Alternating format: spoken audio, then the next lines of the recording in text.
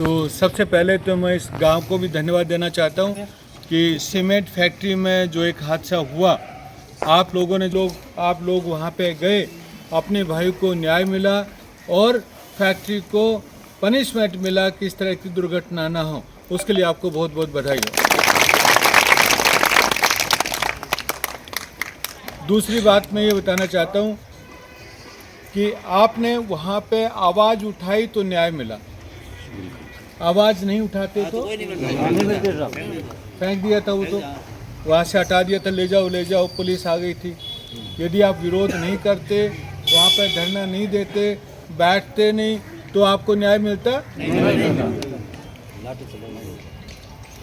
इसलिए आवाज़ उठाना बहुत जरूरी है और लोकतंत्र में आवाज़ उठाना से लोकतंत्र बचेगा, नहीं तो लोकतंत्र हमेशा के लिए खत्म हो जाएगा। खुद राष्ट्रपति महोदय ने बोला, एक भाषण में उन्होंने बोला कि यदि लोकतंत्र को बचाना है तो आवाज उठाना जरूरी है।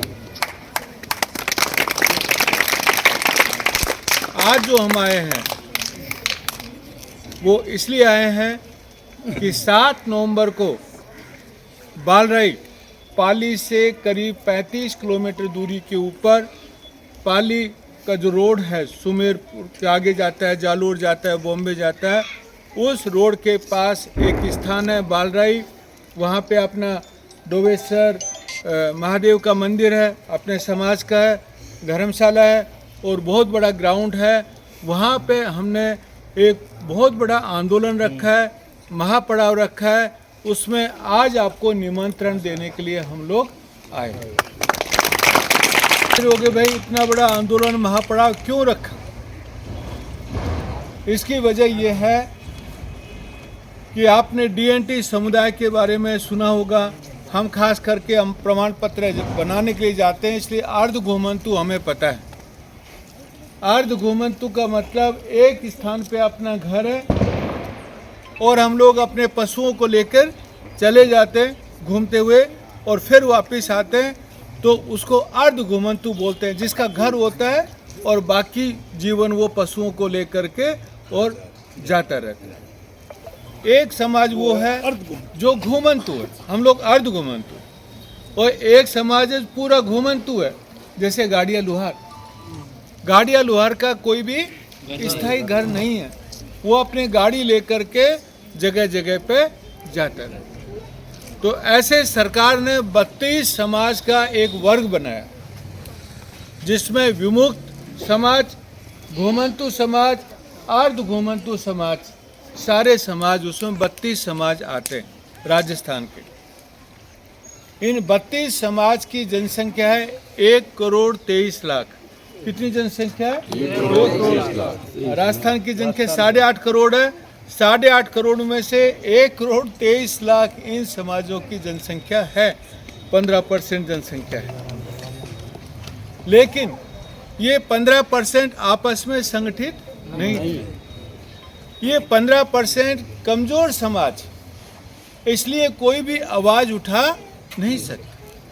इन 15% में देखा जाए तो थोड़ा बहुत जो ठीक ठाक समाज है वो अपना ही समाज, बाकी समाज की आप स्थिति देखोगे तो वो एक दिन के लिए आंदोलन में भी नहीं आएगा। मजदूरी करने वाला अपनी मजदूरी छोड़ के आंदोलन में क्यों आएगा? उनको आंदोलन से क्या लेना देना? इसलिए हमने एक सभा की जयपुर में और सभी समाजों को बुलाया और उनसे चर्चा की, भाई सरकार ने जो हमें अधिकार दिए, सरकार ने जो हमें सुविधाओं के लिए बात की है, लेकिन सरकार दे नहीं रही है, इसके लिए हमें आंदोलन करना पड़ेगा। तो वो बेचारे बोले, भाई हमारे तो बस की बात नहीं। फिर हमने बोला कि आप चिंता मत करो, हम लोग आंदोलन शुरू करेंगे, आपको केवल आना है, आपका एक पैसा हम खर्च नहीं करेंगे।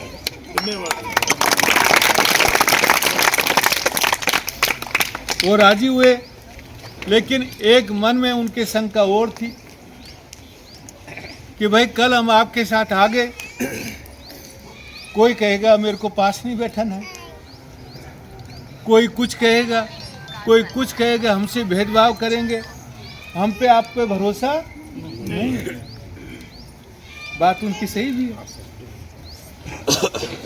हमने उनको भरोसा दिलाया कि भाई आप हमारे साथ आइए, हमारा समाज बहुत ही उदार समाज है, हम 36 कौम के साथ बैठते हैं, उनसे भाईचारा रखते हैं, आपसे भी भाईचारा रखेंगे।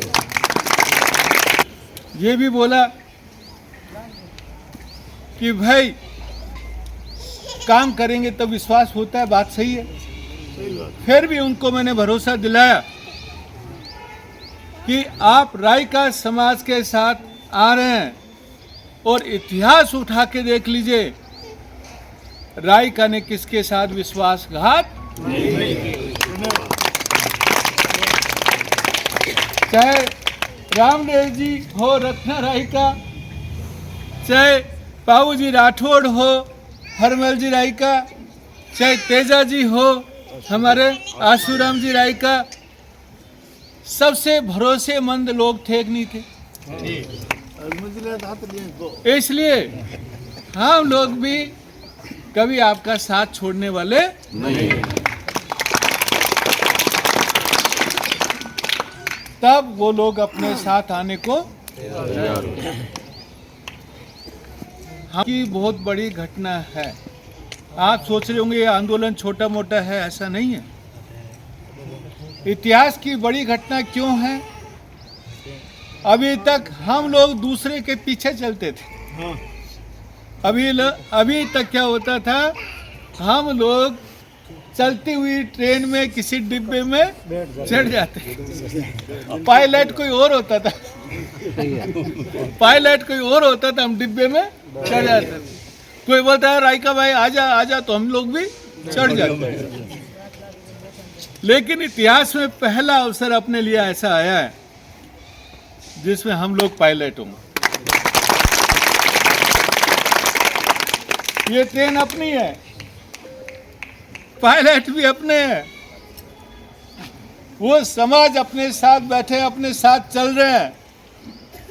जब इतिहास आपको एक लीडरशिप दे रहा है और आप लीडरशिप निभा रहे हैं, तो आपका फर्ज बनता है कि त्याग भी सबसे ज्यादा आपको करना पड़ेगा। पशुपालक संघ के अध्यक्ष लाल सिंह जी को यहाँ बुलाने पर, सामान्य भिक्खू सिंह जी को, यहाँ पर संपूर्ण बोरंदा निवासियों का तहे दिल से आभार, बहुत बहुत धन्यवाद। सबसे पहले रही बात डीएनटी के मुद्दे की कि हमारा समाज यहाँ पे लाल सिंह जी आया तो इसका उद्देश्य क्या है, किस वजह से यहाँ पे आए हैं, कारण क्या है, वो सब कारण आप लोगों को समझ के जाना है यहाँ से कि किस कारण से आया है, हमें करना क्या है, अपने अगले रणनीति क्या है, उसको सुन के समझ के अपने हर गांव पे जो ये लाल से भिक्खू सिंह जी ये कुकुपत्री देंगे आपको, ये पीले चावल लेके हर घर पे बताना है कि ये मकसद है और इस वजह से लाल सिंह जी आज यहाँ पे आए हैं। तो मैं सामान्य भिक्खू सिंह जी से निवेदन करूँगा कि आप अपना वक्तव्य रखें। सामान्य भिक्खू सिंह जी। पर जब अपने लोग अपने लोगों में आते हैं तब तो मायना और दूरी और समय तो कोई मायना रखता ही नहीं। जब आओ मेहमान तो कभी आ जाओ, रिश्तेदार कभी आ जाओ, भाई बंद कभी आ जाओ, है ना। पर आप के लिए उसके लिए माफ़ी चाहते हैं। आने का मकसद कोई हमारा व्यक्ति नहीं है कि भाई जिसमें कोई हमारा स्वार्थ हो। समाज की पीड़ा ऐसी बड़ी होती है ना। अपने पीड़ा तो अपने को बहुत थी, पर जब तक आदमी को पता नहीं चला कि भाई तेरे पीड़ा क्या है, तेरे फोड़ा क्या है, तब तक उसका इलाज भी नहीं होता। और शायद हम लोगों को अगर अपनी पीड़ा का पता भी था तो हम लोग कभी चिल्लाए नहीं। अगर फोड़ा हो जाए बताओगे तब तो डॉक्टर को पता चलेगा ना। हम एक से एक फोड़ा लेकर के घूमते रहे, पर हमने किसी को बताया नहीं। और जब कोई बताता है तो उसका कोई इलाज नहीं होता। आप भी बहुत शिक्षित, उच्च शिक्षित इंसान है। इन्होंने अब ये अपने लेवल में तो बहुत आगे पहुंच गए थे। वो चाहते तो बाकी जीवन बहुत आराम से गुजार सकते थे, पर इन्होंने ये महसूस किया कि भाई मैं तो आगे निकला पर मेरा समाज जो है पीछे। और हमारा समाज जो है भारत की आधी आबादी को कवर करता है, और वो समाज है पशुपालक। अब पशुपालक का मतलब ये मत समझना कि भाई देवाश्राय का, यानी पशुपालक एक ऐसा वर्ग है जिसमें देश की आधी आबादी है। और उनकी स्थिति इतनी खराब हो चुकी है कि जो व्यवसाय एक श्रेष्ठ व्यवसाय में गिना जाता था, देश आज़ाद होने से पहले तो पैया तो पशुपालक के पास ही था ना, जो सबसे श्रेष्ठ था, आज वो सबसे नीचे वाली सीढ़ी पे है। उसका कारण शायद हम लोग सोचते होंगे हम हैं, ऐसे सोचते हैं, अरे भाई अपन पढ़े नहीं, अपन स्कूल नहीं गए, अपन सब क्या, ये अपनी एक बात है कि अपन सोचते हैं इसके दोषी हम हैं, पर इसके दोषी हम नहीं हैं। ये दोष सरकार का है।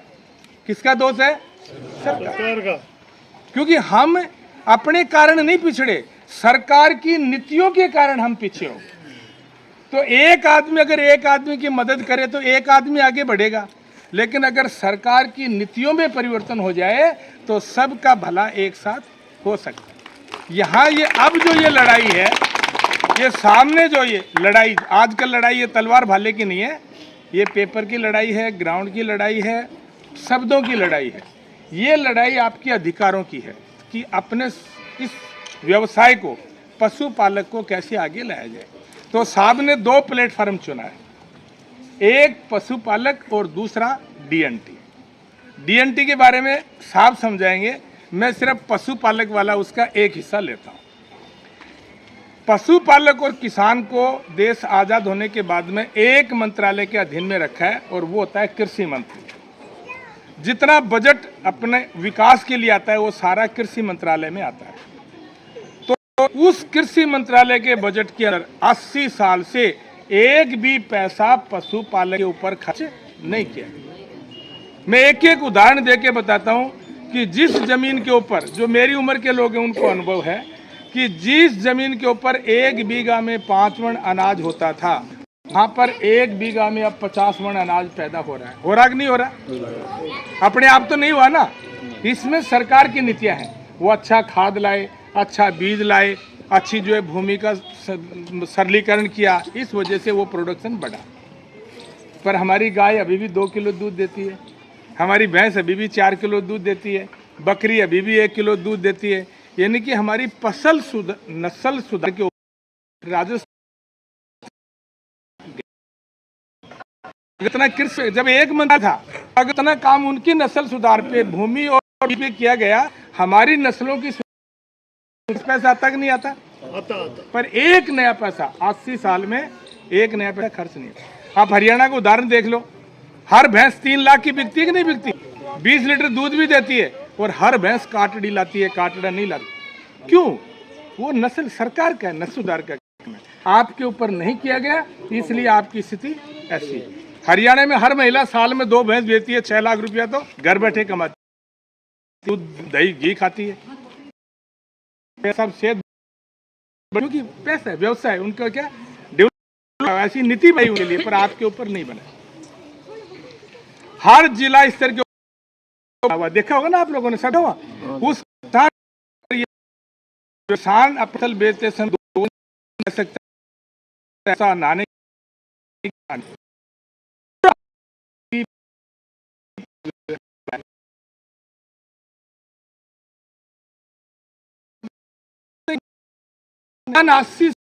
खेत में पैदा हो रहा है, उसको नगद अपनी डाल देता में रहता है। मान लो मेरे को बेचनी है, मैं कैसे बेचूं? मेरे को भेड़ बकरी बेचनी, कैसे बेचूंगा? मैं 80 साल से मेरा जिसका मेरा प्रोडक्शन है उसको उधार में बेच रहा हूं। और कई बार तो स्थिति है दिया 6 महीने बाद में लेने का, तो किसान भाई ने बोला भाई ऊंट तो मर गया। और समाजों की तो मैं नहीं कहता, पर मेरा देवासी समाज उसको ये कह के आता है उसकी देख के कि भाई ऊंट तेरा नहीं मेरा मर गया, तो वापिस आता कि नहीं आता? अगर मंडी जैसी व्यवस्था होती, 2 दिन रहने की व्यवस्था होती, पशु के लिए चारा और रहने की व्यवस्था होती, हमें भी वहाँ 10 रुपये में खाना मिलता, तो अपन अपने पशुधन को उधार में बेच